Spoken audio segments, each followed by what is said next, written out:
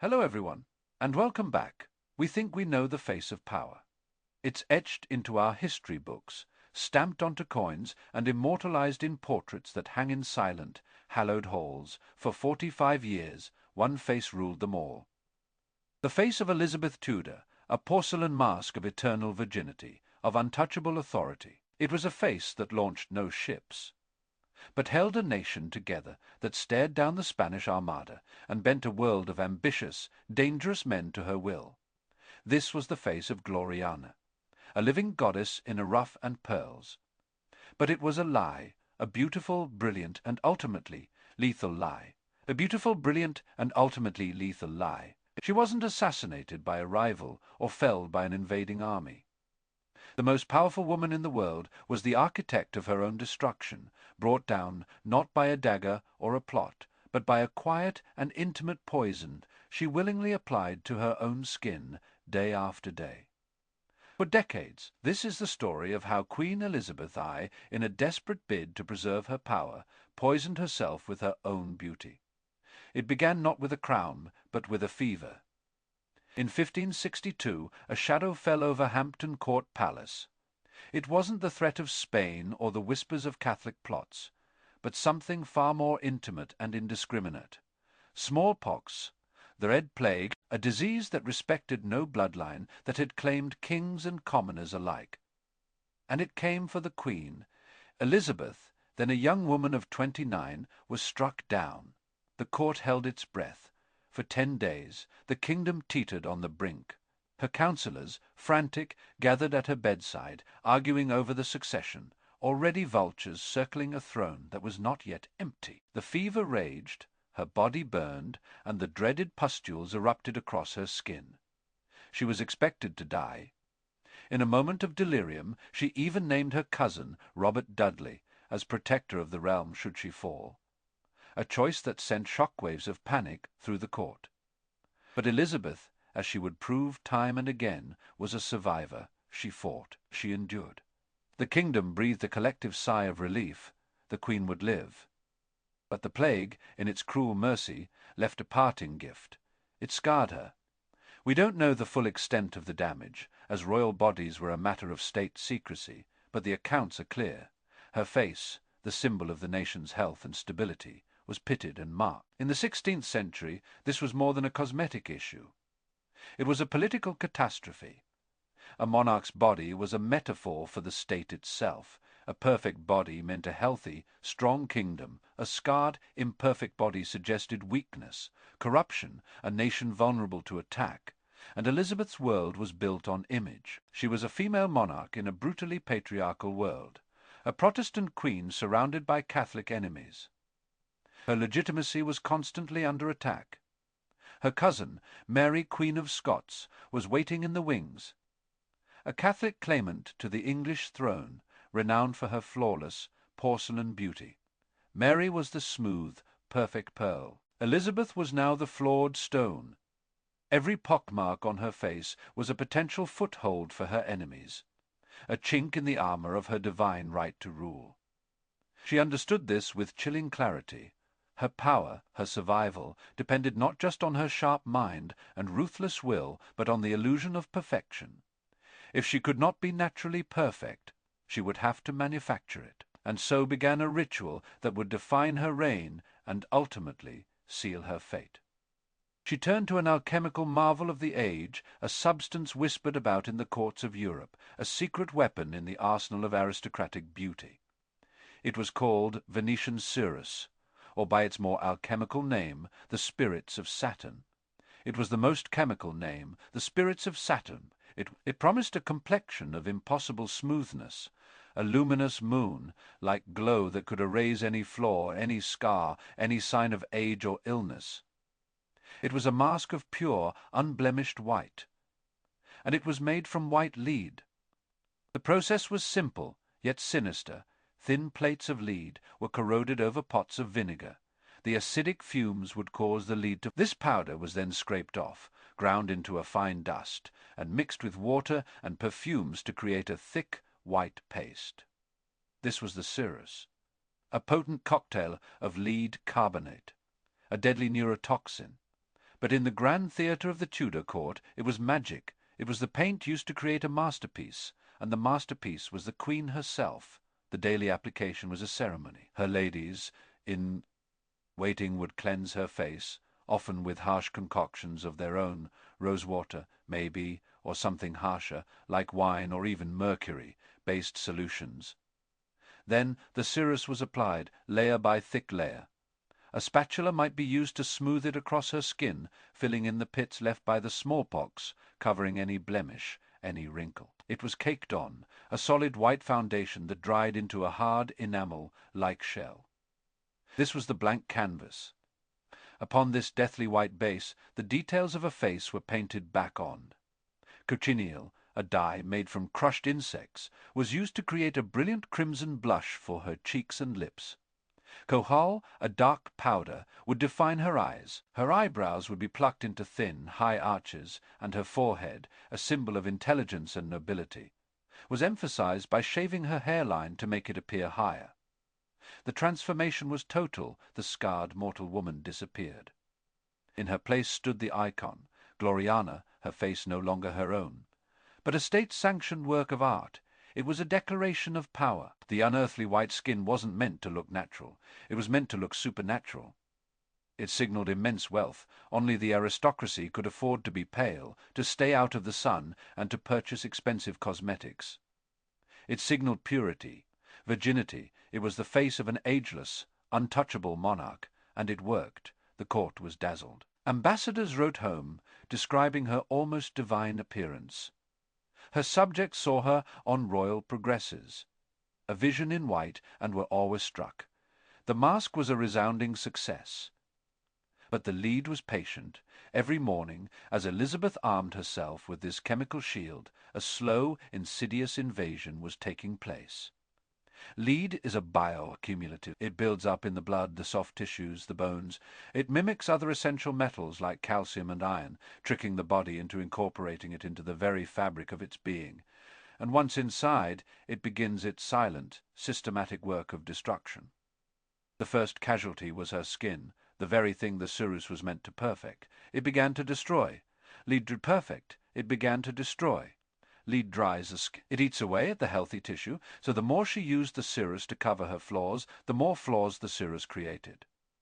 It was a terrifying, vicious cycle. To hide the damage, the layers had to become thicker. The mask grew heavier. The dose of poison increased. The ritual became less about beauty and more about desperate maintenance. Removing the mask was an ordeal in itself. The ceruse bonded with the skin, and it couldn't simply be washed off with water. The concoctions used to strip it away were often as dangerous as the ceruse itself. Some were egg-based, some used honey, but many recipes called for mercury. Quicksilver, another potent heavy metal poison. So, after a day of her skin absorbing lead, she would potentially scrub it with mercury, peeling away not just the makeup, but layers of her own skin, leaving it raw, inflamed, and even more damaged.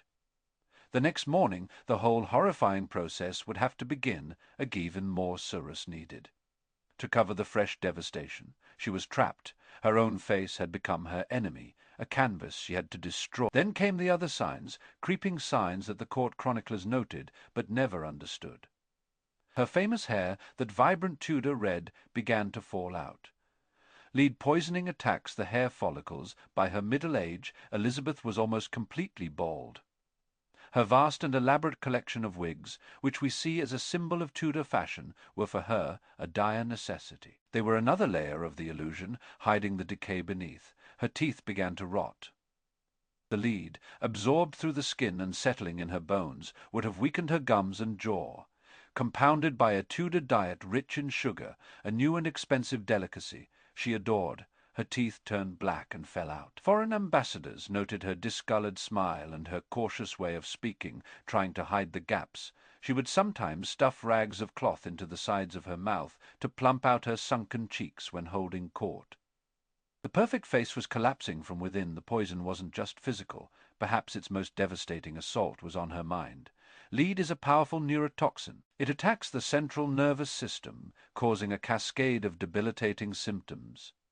We read about Elizabeth's legendary temper, her violent mood swings, her indecisiveness that drove her counsellors to distraction. We attribute it to the pressures of rule, to her fiery Tudor blood. But how much of that was lead? The poison inflames the brain. It causes irritability, memory loss, depression, and paranoia. Think of her in the council chamber. A queen known for her sharp intellect, now perhaps struggling to follow arguments, lashing out in sudden, unpredictable fury. Was her famous prevarication, her inability to make decisions on crucial matters like her succession or the fate of Mary, Queen of Scots, exacerbated by a brain slowly being rewired by poison. The evidence is circumstantial, but terrifyingly compelling. Her relationships soured, she became more isolated, more suspicious. The vibrant, witty princess who had charmed her way through her youth was hardening into a brittle, paranoid old woman. She pushed away her closest confidantes. Even Robert Dudley, the love of her life, felt her erratic wrath. This wasn't just the loneliness of a monarch. It was potentially the cognitive decline of a poisoning victim. We can see this creeping horror play out in her portraits over the years. The early paintings show a young woman with a natural, if pale, complexion. As the decades pass, the face becomes more and more stylized. The white becomes thicker, more mask-like. The features become stark, symbolic. It is no longer a portrait of a person, but of an idea. The art historians call it her mask of youth. They see it as a deliberate propaganda tool to project an image of eternal strength. And it was. But it was also a document of her decline. The thicker the paint on the canvas, the thicker the lead on her skin. The more unreal the portrait, the more decayed the reality it was hiding. The Essex Rebellion in 1601 is a chilling example of her potential mental state. Robert Devereux, Earl of Essex, her young, dashing favourite, her last great affection, betrayed her. He attempted a coup in the streets of London. It was a pathetic failure, easily crushed. The old Elizabeth, the shrewd political operator, might have found a way to spare him, to exile him, but the woman who signed his death warrant was different. She was heartbroken, yes, but also consumed by a rage that bordered on the unhinged. She flew into tirades, refused to eat, and locked herself away. When she finally had him executed, it was with a cold finality that shocked the court. Was this the calculated decision of a queen, or the paranoid, emotionally volatile reaction of a mind ravaged by lead? We will never know for sure, but the question hangs over the end of her reign like a shroud.